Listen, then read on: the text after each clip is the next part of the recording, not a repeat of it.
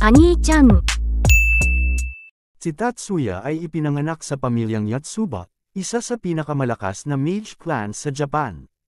Ang kanyang pamilya ay nagmamalasakit lamang sa paglikha ng mga malalakas na salamangkero, at para doon, habang ang kanyang ina, ang pinuno ng angkan, ay buntis pa, siya ay nagdasal ng buong pagnanais na si Tatsuya ay maging isang superhuman-like na mage.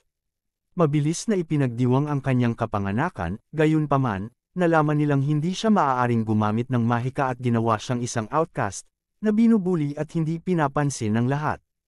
Kahit gaano pa siya umiyak o sumigaw, walang papansin sa kanya, kahit ang sarili niyang ina, ang taong higit na nagnanais sa kanya. Upang itago na hindi siya kilala at manatiling magandang mukha sa publiko, itinalaga siya ng kanyang ina bilang bodyguard ng kanyang kapatid na babae. Simula noon, hindi na muling umiyak si Tatsuya, hindi dahil sa ayaw niya, kundi dahil sa lahat ng sakit at pagdurusa ay nawala sa kanya ang lahat ng kanyang emosyon. Dumating ang tatlo sa kanilang villa, kung saan sila ay sinalubong ni Hanami, isa sa mga katulong ng pamilya. Ang tatlo ay tumungo sa loob habang ang hirap sa pagdadala ng mga bagahe ay naiwan kay Tatsuya. Nagpasya si Miyuki na maglakad-lakad at humingi ng pahintulot sa kanyang ina.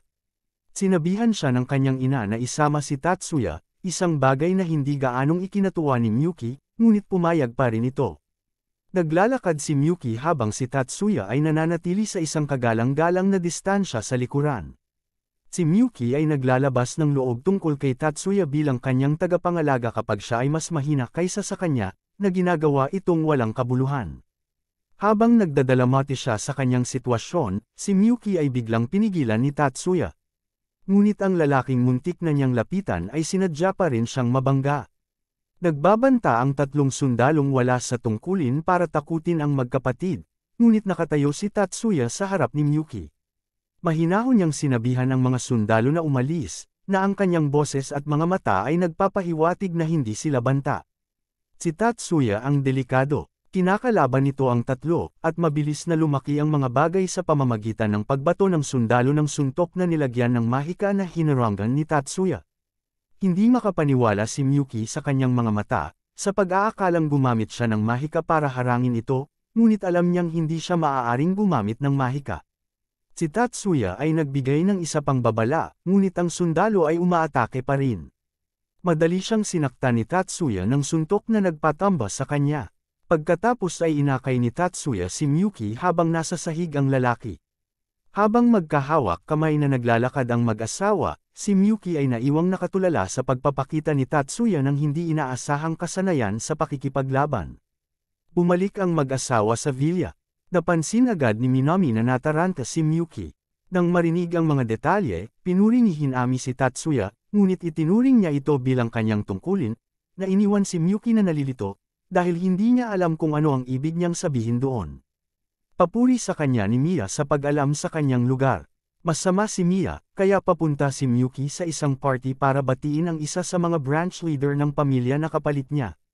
Tumanggi si Miyuki na pumunta, at binigyan siya ni Hanami ng mga payo sa pagtatago ng kanyang nararamdaman para sa kapakanan ng kanyang imahe sa publiko sa hinaharap. Habang papunta ang magkapatid sa party, ikinalungkot ni Hanami ang kapalaran ni Tatsuya kapag walang dahilan para maging bodyguard siya kapag hindi siya artificially enhanced mage tulad niya. Dumating si Miyuki sa party kasama si Tatsuya. Formal niyang binati si Mitsugo, ang pinuno ng sangay, na pagkatapos ay inakay siya upang makita ang kanyang mga pinsan, habang si Tatsuya, bilang kanyang escort, ay pumwesto sa tabi ng dingding. Ngunit mabilis silang sumugod kay Tatsuya matapos siyang mapansin. Habang nakikipag-usap siya sa mga bata, napansin ni Miyuki ang isang manipis na ngiti sa mukha ni Tatsuya. Nagsisimula siyang makaramdam ng paninibugho, dahil hindi pa niya ito nakitang ngumiti sa kanya, kahit wala man lang pakialam sa kanya.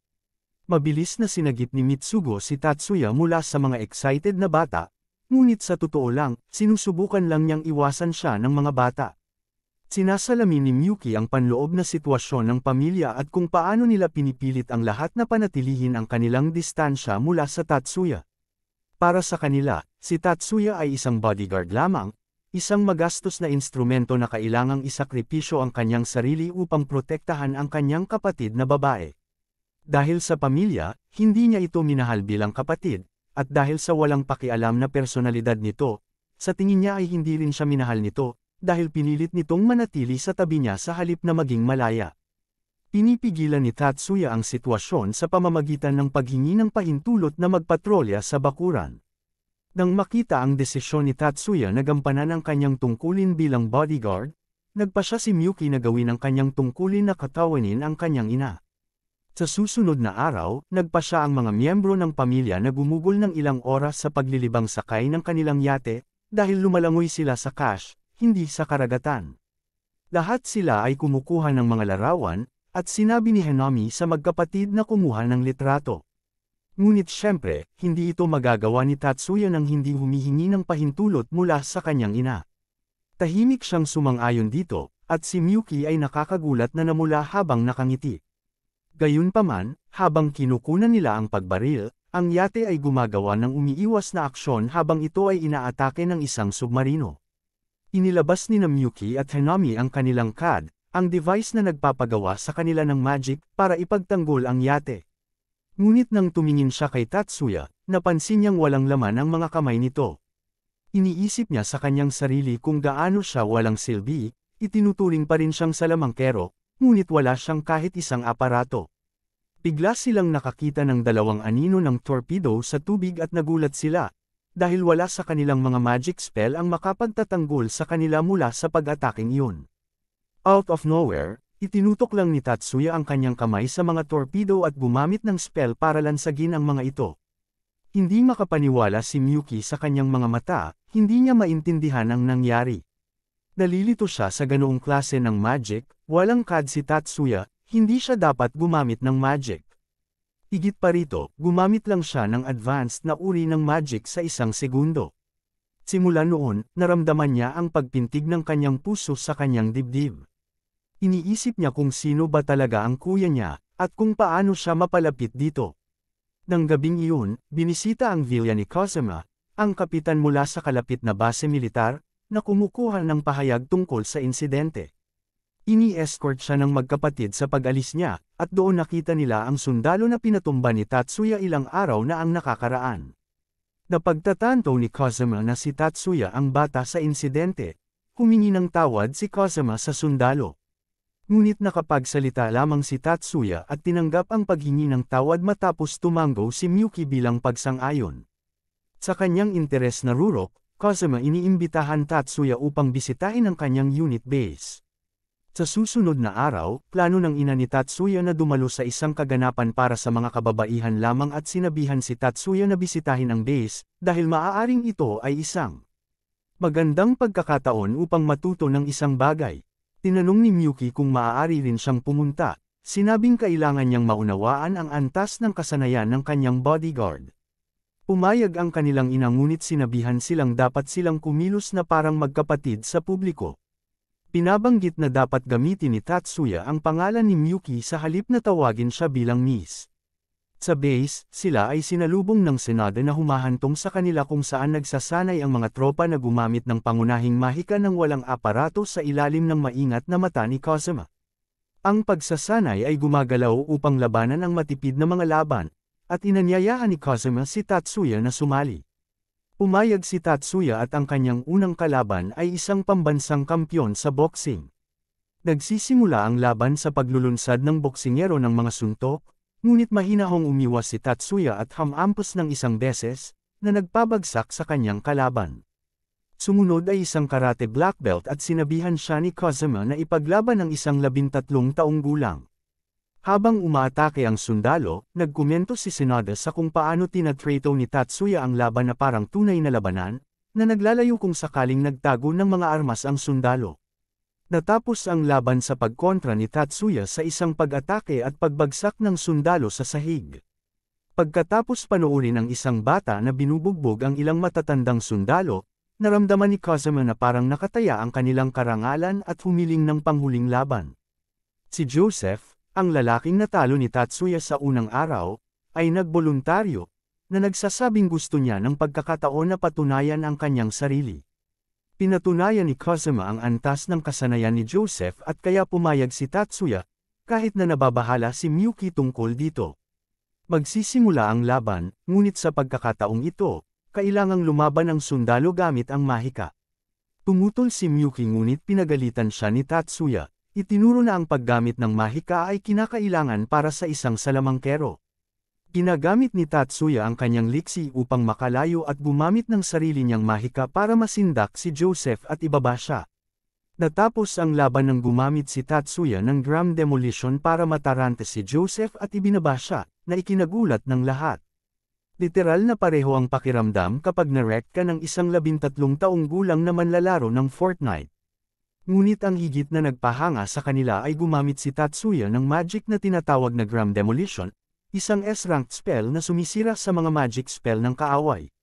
Pagkatapos ay inanyayahan ni Kazuma ang magkapatid na uminom ng tsaa upang talakayin ang pamamaraan na ginamit ni Tatsuya habang iniimbitahan siya ni Tsunade na tingnan ang mga CAD na kanyang ginagawa. Nahuli ng mga CAD ang interes ni Tatsuya. Pagkalipas ng ilang araw, napansin ni Miyuki na si Tatsuya ay nagtatrabaho buong araw at gabi sa kanyang mga CAD sa kanyang silid, nang hindi naiintindihan kung bakit niya ito ginagawa. Biglang tumunog ang alarm habang tumutunog ang mga sirena ng air raid sa buong rehiyon. Pagkatapos ay ibinigay ang isang anunsyo, isang patrol boat ang inatake sa baybayin at ang isla ay nasunog mula sa isang pag-atake ng missile. Pagkatapos ay pinapayuhan ng tagapagbalita ang mga tao na lumikas. Pagkatapos ay dumating si Tatsuya, upang ipaalam sa kanila na inalok sila ni Kazuma ng kanlungan sa base. Sa sandaling iyon, tumunog ang telepono. Ipinaalam ni Hanami kay Miya na kapatid niya ang tumatawag. Pinag-usapan nila ang sitwasyon, kasama ang kanyang kapatid na pinayuhan sila na sumilong sa base at tanggalin ang limiter ni Tatsuya. Pumayag si Miya at sinabihan si Tatsuya na humingi ng transportasyon kay Kazuma. Pagdating sa base, ginabayan sila ni Joseph sa isang silid na pahingahan sa loob upang maghintay kasama ng isa pang pamilya hanggang sa maging handa ang silungan. Naisip ni Miya at Hanami na parang may mali, ngunit naghihintay ang 4 hanggang makarinig sila ng putok ng baril. Sinubukan ni Tatsuya na gamitin ang kanyang mahika upang subaybayan ang lugar, ngunit ang silid ay may kalasag. Kaya, hindi niya makita kung ano ang nangyayari sa labas ng silid. Inutusan ni Miya si Tatsuya na tingnan kung ano ang nangyayari sa labas. Ngunit ipinahayag niya ang kanyang takot na baka may mangyari habang nasa labas at si Miyuki na iyon. Ang kanyang ina ay nagalit na tinawag niya ang kanyang kapatid na babae sa kanyang pangalan na parang kapantay nito. Galit niyang sinabi sa kanya na huwag kalimutan na siya ay isang bodyguard lamang, na pinipilit siyang humingi ng tawad. Para matiyak na susundin niya ang mga utos nito, gumagamit ang kanyang ina ng mahika para pilitin siyang sumunod. Sa labas, nakita ni Tatsuya ang isang putukan sa pagitan ng mga tauhan ng base at mga tropa ng kaaway na suportado ng ilang mga taksil. Sa loob, isang sundalo na nagngangalang Kinjo ang dumating sa silid kasama ang 3 kasamahan at nangako sa mga sibilyan na gagabayan niya sila palabas ng kanlungan. Sinabi sa kanya ni Hanami na ang isa sa kanila ay lumabas upang suriin ang sitwasyon, at idinagdag ng ina ni Tatsuya na maaaring kunin muna ng mga sundalo ang ibang pamilya. Iniisip ni Hanami na ang ina ni Tatsuya ay nagpapakita ng pag-aalala para sa kanyang anak sa unang pagkakataon sa kanyang buhay, ngunit sinabi lamang ng ina na hindi niya mapagkakatiwalaan ang mga taong iyon.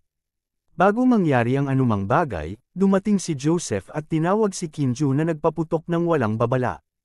Naglagay si Homani ng hadlang upang ipagtanggol sina Miya at Miyuki ngunit ang isa sa mga taksil ay gumagamit ng magic spell na pumipigil sa mahika ng iba, na nag-iiwan sa 3 na hindi makakilos. Nagtalo sina Joseph at Kinju tungkol sa pagtataksil at nang ang mga salita ni Joseph ay tumama. Ang spell ng pagsupil ay hamina ng sapat para kumilos si Miyuki, na pinatay ang isa na pumipigil sa mahika ng lahat. Gayunpaman, ikinagalit nito si Kinju, na pinatay ang 3. Sa ilang sandali, dumating si Tatsuya sa pamamagitan ng paggawa ng isang butas sa mga dingding at ginamit ang CAD na kanyang ginagawa upang paghiwa-hiwalayan ang lahat ng taksil na 4 na sundalo. Nang makitang wala ng buhay si Miyuki sa hatik ng dugo, sumugod si Tatsuya at naging desperado.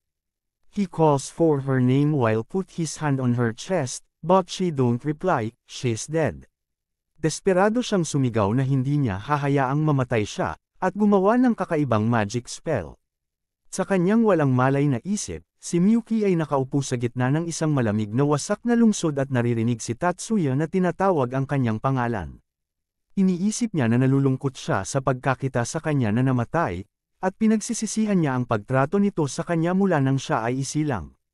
Nais niyang magkaroon siya ng pagkakataong humingi ng tawad, ngunit huli na ang lahat, at bumagsak siya. Biglang, isang magic wave ang lumitaw sa kanya at nagsimulang gumaling sa kanya, habang muling itinatayo ang kanyang katawan bago siya binaril. Pinuksan niya ang kanyang mga mata at napagtanto na ito ay magic ni Tatsuya. Iniisip kung gaano kalakas at kahanga-hanga ang kanyang kapatid. Nang siya ay ganap na nabuhay muli, agad siyang niyakap ni Tatsuya bilang maluwag, ligtas siya.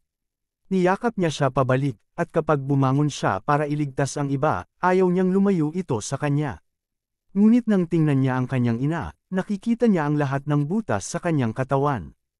Tinawag niya itong kapatid sa unang taos-pusong pagkakataon, at ganap niyang pinagaling at binuhay siya, at si Hanami. Habang ang iba ay nagising, ang kanilang ina ay wala pa ring malay, kaya napilitan ng batayang doktor na suriin ang kanyang kondisyon. Humingi ng paumanhin si Kazuma kay Tatsuya para sa mga aksyon ng mga taksil. Ngunit humingi ng paliwanag si Tatsuya. Sinabi ni Kazuma na ang kabilang pamilya ang target, at ang pamilya ni Tatsuya ay kinuha bilang collateral. Pagkatapos ay ipinaliwanag ni Kazuma na kinokontrol ng kaaway ang tubig malapit sa isla at ang tungkol sa mga hukbong kalupaan sa baybayin ng village. Naunawaan ang sitwasyon, pagkatapos ay hiniling ni Tatsuya sa kanila na kanlungan ang kanyang pamilya sa kanilang pinakaligtas na lokasyon at humingi ng sandata at kagamitan upang siya ay makapunta sa kaaway. Tinanong ni Kazuma kung bakit at ipinaliwanag ni Tatsuya na ito ay paghihiganti para sa pagpatay sa kanyang kapatid na babae. Sinabi ni Kazuma na hindi siya papayag na patayin ang mga decombatants at sinumang sumuko. Ngunit si Tatsuya, na may malamig na tingin sa kanyang mga mata, ay tinitiyak na hindi niya hahayaan ang kaaway ng sapat na oras na sumuko.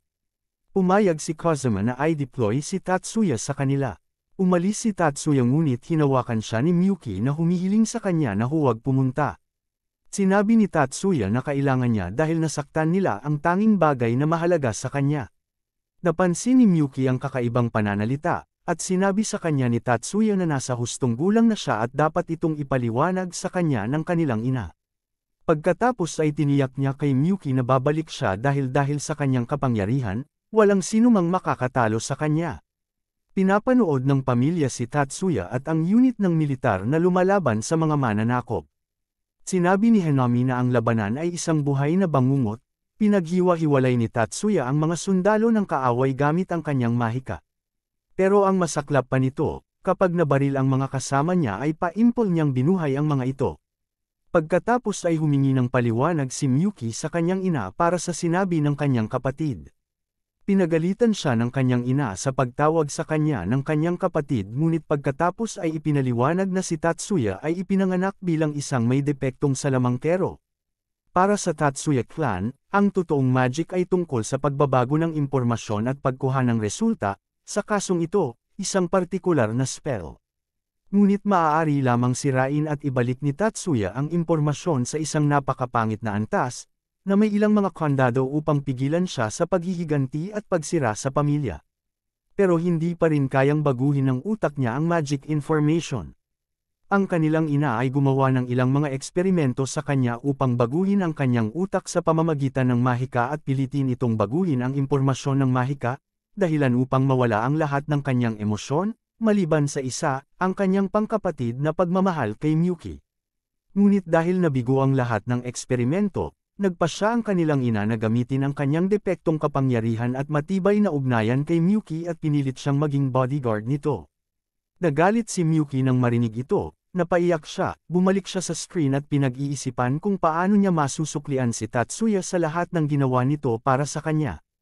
Habang patapos na ang labanan, 6 na barko ang humiwalay sa armada ng kaaway at tumakas. Gustong harangin ng mga sundalo ang kanilang pagtakas, ngunit sinabihan ng base commander ang mga sundalo na umatras.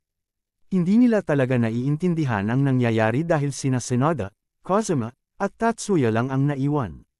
May hawak siyang malaking sniper CAD na kanyang binuo. Nang mapansin ang CAD, humingi si Hanami ng pahintulot na i-deploy at suportahan si Tatsuya. Pumayag naman ang ina na tila alam na niya ang kanyang binabalak. Dumating si Hanami at isinaaktibo ang kanyang mga kalasag na nakatutok sa depensa mula sa paparating na pambobomba para makapag-focus si Tatsuya sa pag-atake. Pinibili nito si Tatsuya sa oras na kailangan niya, na nagpapahintulot sa kanya na i-activate ang kanyang magic spell, Material Burst, na pinawi ang fleet at lumikha ng malaking tsunami habang sila ay umatras. Sa sandaling marating nila ang kaligtasan, pinapanood ni Tatsuya ang pagkamatay ni Hanami dahil naubos niya ang lahat ng kanyang mahika na kapangyarihan upang protektahan siya. Gayunpaman, ipinahayag niya na kontento na sa pagpili ng oras na ginampanan niya ang kanyang huling tungkulin na nagpapahintulot sa kanya na mamatay bilang isang tao at hindi bilang isang kasangkapang gawa ng tao. Isang bagay na dapat matutunan ni Tatsuya, at sa mga huling salitang iyon, ipinikit niya ang kanyang mga mata.